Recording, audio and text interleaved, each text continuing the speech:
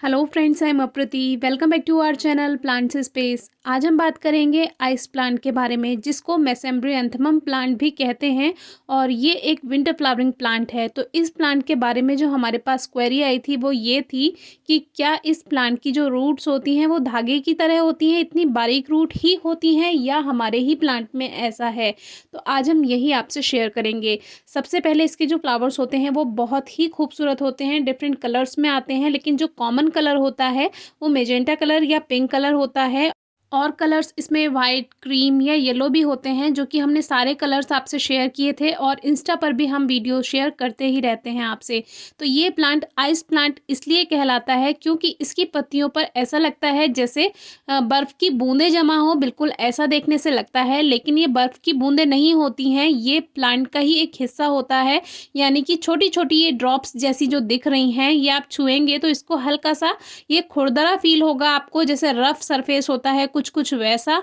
और ये बूंदे नहीं हैं, ये ग्लिस्टर डॉट्स होते हैं जो रिसेंबल करते हैं टाइनी आइस क्रिस्टल्स को। तो इसको देखकर आप ये ना सोचिएगा कि कहीं इस पे बर्फ जमने लगी है, जब आप इसको छुएंगे तो आपको एहसास हो जाएगा। तो ये जो प्लांट है ये आप सितंबर अक्टूबर से इसको सीड से ग्रो कर सकते हैं। बहुत ही बारीक सीड्स होते हैं, लेकिन इसके एक फूल से इतने सारे बीज आपको मिल जाएंगे अगर आपने ये प्लांट ग्रो किया हुआ है। और डिस्क्रिप्शन बॉक्स में सारी वीडियोज़ मिलेंगी इसको ग्रो करने से लेकर, इसकी फ्लावरिंग से लेकर इसके सीड्स को कलेक्ट करने तक। अब आपसे मेन टॉपिक पे बात करते हैं, जो है इनकी रूट्स। जब हम ये सीड्स ग्रो करते हैं तो ये कुछ ही दिन में जर्मिनेट हो जाते हैं। इसका टाइम भी हमने उन वीडियोज़ में बताया हुआ है कितने दिन में जर्मिनेट हो जाएंगे। दूसरी बात, जब ये जर्मिनेट हो जाते हैं तब ये बहुत ही ज़्यादा नाजुक होते हैं, यानी आप मिट्टी से निकालते हुए भी इसको डरेंगे, लेकिन डरना नहीं है, ये बहुत ही आसानी से ग्रो होने वाले प्लांट्स हैं। मुझे तो ये बहुत ज़्यादा पसंद है, ख़ास तौर से जब इसकी ट्रांसप्लांट हम करते हैं। ट्रांसप्लांट करते समय एक दो रूट्स अगर टूट जाती हैं फ़र्क नहीं पड़ता है। एक दो रूट से मतलब जो है, जो इसका स्टेम है उसमें आपको एक ही रूट दिखाई देगी। तो इस तरह से देखिए कितने धागे जैसी है, प्लांट इतने बड़े हो चुके हैं लेकिन धागे जैसी रूट है। और जो इसका बेबी प्लांट होगा, यानी जो सीड से तैयार होगा, वो तो बहुत ही ज़्यादा नाजुक रहता है। अब ये प्लांट फ्लावरिंग के लिए तैयार है, कुछ दिन में फ्लावर्स देगा, लेकिन इसकी रूट्स देखिए। और इस प्लांट की खासियत ये है, इसको उठाकर किधर भी रख दीजिए। जैसे आपने एक कैक्टस टॉय देखा होगा जो आजकल बहुत ज़्यादा चल रहा है, बिल्कुल उसके जैसा मुझे लगता है। इसको किधर को भी मोड़ दो ये मुड़ जाता है, और जब इस पर फ्लावरिंग का टाइम आता है तब इसको आप सेट भी कर सकते हैं।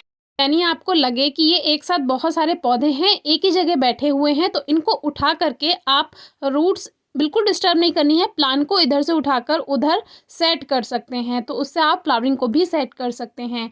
मुझे ये प्लांट ग्रो करना भी पसंद है और इसको ट्रांसप्लांट करना भी पसंद है, इसकी फ्लावरिंग भी पसंद है, और केयर कोई खास नहीं है।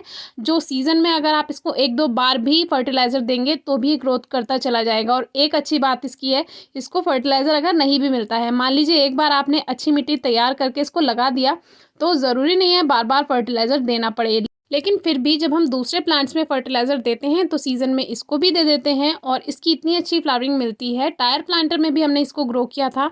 इस प्लांट की खासियत ये है कि छोटे से छोटे पॉट में ग्रो हो जाता है, क्योंकि इसकी रूट्स इतनी ज़्यादा नहीं फैलती हैं और इतने ज़्यादा फ्लावर्स आते हैं, और फिर एक फूल में इतने ज़्यादा सीड्स, तो आप समझ सकते हैं कि आपके पास काफ़ी सारे सीड्स बन जाएंगे। ये प्लांट धूप में ज़्यादा अच्छी ग्रोथ करता है, कम से कम 3-4 घंटे की सीधी धूप प्लांट को पसंद है। और जब फूल खिलने का टाइम आए तो फूल खिलते समय भी इसको धूप पसंद है, क्योंकि जिस दिन बादल होते हैं फूल उस दिन पूरी तरह नहीं खिल पाते हैं।